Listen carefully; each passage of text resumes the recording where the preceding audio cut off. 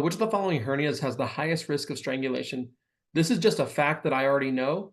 It would be femoral. But anyway, we're gonna keep reading. 50-year-old man presents with a sudden onset severe pain in his right groin after lifting a heavy object.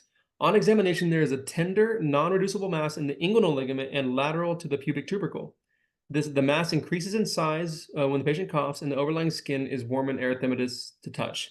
Which of the following hernias has the highest risk of strangulation? This is interesting because I don't think he has a femoral Yep, hernia. I yep, think he has yep, an indirect.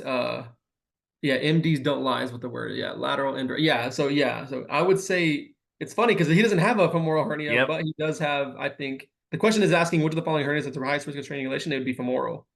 So hopefully that's right. Yeah, so that's correct. Yeah, so this question,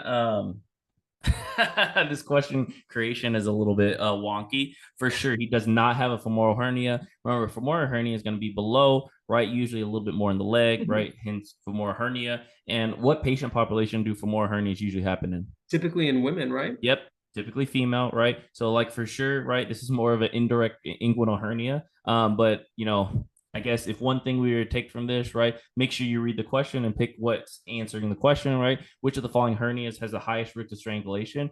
If the question was what is the patient's diagnosis, it's not one and the same here, right? And so kind of interesting question for sure. Probably not the best written question, I would say, by any means, but a couple things I want to give you props for. Um, always, even if you know that the answer, is a factoid, right, from reading the question, right? Always read the question stem.